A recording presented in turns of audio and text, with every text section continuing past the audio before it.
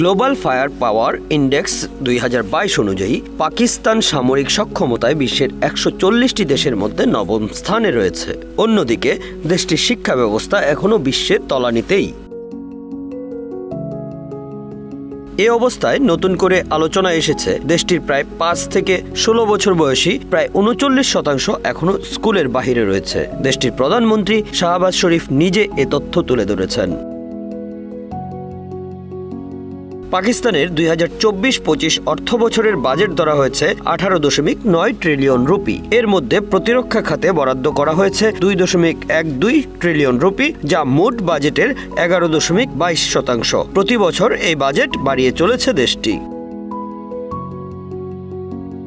ঠিক বিপরীত চিত্র শিক্ষা খাতের। গুরুত্বপূর্ণ এই খাতে দেশটির বরাদ্দ মাত্র 1.5 থেকে 2%। সামরিক খাতের তুলনায় এটি অনেক কম। ফলাফল, দেশটিতে শিক্ষার হার তুলনামূলক কম। দেশটির সর্বশেষ আদমশুমারি অনুযায়ী তাদের সাক্ষরতার হার 59.3%। এর মধ্যে পুরুষদের সাক্ষরতার হার 69.6% এবং নারীদের 46.4%। এটি দক্ষিণ এশিয়ার দেশগুলোর মধ্যে অন্যতম নিম্নতম।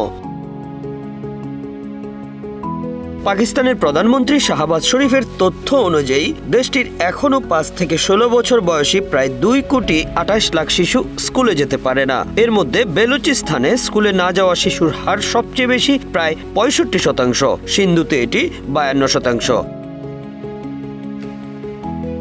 পাকিস্তানের সংবিধানের 25A ধারায় 5 থেকে 16 বছর বয়সী শিশুদের জন্য বিনামূল্যে ও বাধ্যতামূলক শিক্ষা প্রদানের প্রতিশ্রুতি রয়েছে, কিন্তু বাস্তবতা এই প্রতিশ্রুতি থেকে অনেক দূরে। পাকিস্তানে থাকা আন্তর্জাতিক সংস্থাগুলোর মতে দারিদ্র্য, নিরাপত্তার অভাব এবং অবকাঠামোর ঘাটতির কারণে শিক্ষার সুযোগ থেকে বঞ্চিত হচ্ছে শিশুরা। 2022 সালের বন্যায় ক্ষতিগ্রস্ত হয়েছে প্রায় 27,000 স্কুল, যা প্রায় 20 লাখ শিশুকে প্রভাবিত করেছে। শিক্ষার সুযোগ কম থাকায় সবচেয়ে বেশি ক্ষতিগ্রস্ত হয়েছে দেশটির কন্যা শিশুরা। তারা প্রায়শই গৃহস্থালির কাজে ব্যস্ত থাকে বা বাল্য বিবাহের শিকার হয়। ইউনিসেফের তথ্য অনুযায়ী পাকিস্তানে 18 বছরের নিচে বিয়ের হার প্রায় 18%।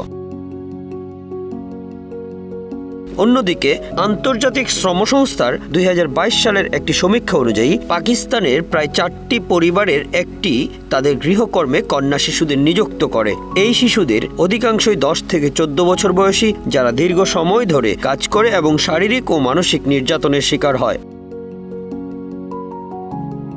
বিশেষজ্ঞরা বলছেন, শিশুশ্রম ও বাল্যবিবাহের এই ঘটনাগুলো মূলত দেশটিতে শিক্ষার প্রতি গুরুত্বহীনতার কারণে তৈরি হয়েছে।